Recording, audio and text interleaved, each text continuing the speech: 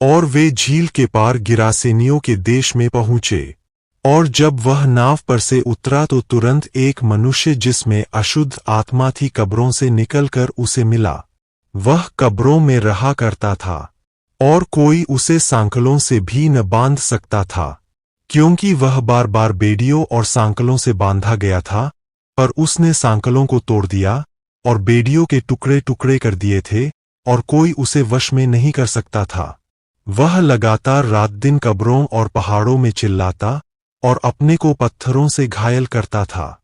वह यीशु को दूर ही से देखकर दौड़ा और उसे प्रणाम किया और ऊंचे शब्द से चिल्लाकर कहा, हे यीशु, परमप्रधान परमेश्वर के पुत्र, मुझे तुझसे क्या काम? मैं तुझे परमेश्वर की शपथ देता हूं कि मुझे पीड़ा न दे। क्योंकि उसने उससे कहा था, हे अशुद्ध आत्मा, इस मनुष्य में से निकल आ। उसने उससे पूछा, तेरा क्या नाम है? उसने उससे कहा, मेरा नाम सेना है, क्योंकि हम बहुत है। और उसने उससे बहुत विनती की, हमें इस देश से बाहर न भेज। वहां पहाड़ पर सूअरों का एक बड़ा झुंड चर रहा था और उन्होंने उससे विनती करके कहा कि हमें उन सूअरों में भेज दे कि हम उनके भीतर जाएं। सो उसने उन्हें आज्ञा दी और अशुद्ध आत्मा निकलकर सूअरों के भीतर बैठ गई और झुंड, जो कोई 2000 का था, कड़ाड़े पर से झपटकर झील में जा पड़ा और डूब मरा। और उनके चरवाहों ने भागकर नगर और गांवों में समाचार सुनाया।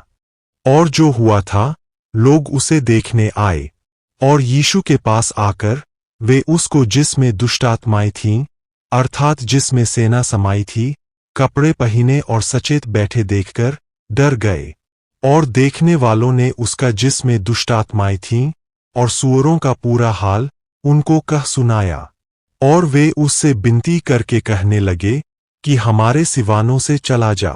और जब वह नाव पर चढ़ने लगा तो वह जिसमें पहले दुष्टात्माएं थीं उससे विनती करने लगा कि मुझे अपने साथ रहने दे। परंतु उसने उसे आज्ञा न दी और उससे कहा, अपने घर जाकर अपने लोगों को बता कि तुझ पर दया करके प्रभु ने तेरे लिए कैसे बड़े काम किए हैं। वह जाकर दिकपुलिस में इस बात का प्रचार करने लगा कि यीशु ने मेरे लिए कैसे बड़े काम किए, और सब अचंभा करते थे। जब यीशु फिर नाव से पार गया तो एक बड़ी भीड़ उसके पास इकट्ठी हो गई और वह झील के किनारे था। और याईर नाम आराधनालय के सरदारों में से एक आया और उसे देखकर उसके पांवों पर गिरा और उसने यह कहकर बहुत विनती की कि मेरी छोटी बेटी मरने पर है, तू आकर उस पर हाथ रख कि वह चंगी होकर जीवित रहे। तब वह उसके साथ चला और बड़ी भीड़ उसके पीछे हो ली, यहाँ तक कि लोग उस पर गिरे पड़ते थे।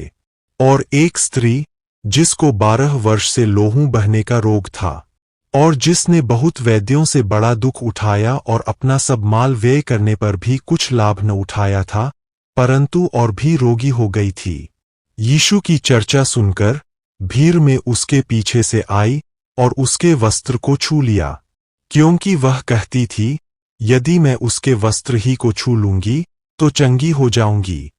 और तुरंत उसका लोहू बहना बंद हो गया और उसने अपनी देह में जान लिया कि मैं उस बीमारी से अच्छी हो गई। यीशु ने तुरंत अपने में जान लिया कि मुझ में से सामर्थ निकली है और भीड़ में पीछे फिरकर पूछा, मेरा वस्त्र किसने छुआ? उसके चेलों ने उससे कहा, तू देखता है कि भीड़ तुझ पर गिरी पड़ती है और तू कहता है कि किसने मुझे छुआ? तब उसने उसे देखने के लिए जिसने यह काम किया था चारों ओर दृष्टि की। तब वह स्त्री यह जानकर कि मेरी कैसी भलाई हुई है, डरती और कांपती हुई आई और उसके पांवों पर गिरकर उसे सब हाल सच सच कह दिया। उसने उससे कहा, पुत्री, तेरे विश्वास ने तुझे चंगा किया है, कुशल से जा और अपनी इस बीमारी से बची रह।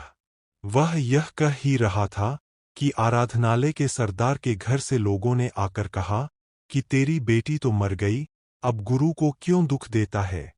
जो बात वे कह रहे थे उसको यीशु ने अनसुनी करके आराधनालय के सरदार से कहा, मत डर, केवल विश्वास रख। और उसने पतरस और याकूब के भाई यूहन्ना को छोड़ और किसी को अपने साथ आने न दिया। और आराधनालय के सरदार के घर में पहुंचकर उसने लोगों को बहुत रोते और चिल्लाते देखा। तब उसने भीतर जाकर उससे कहा, तुम क्यों हल्ला मचाते और रोते हो? लड़की मरी नहीं, परंतु सो रही है। वे उसकी हंसी करने लगे, परंतु उसने सबको निकालकर लड़की के माता पिता और अपने साथियों को लेकर भीतर जहां लड़की पड़ी थी गया।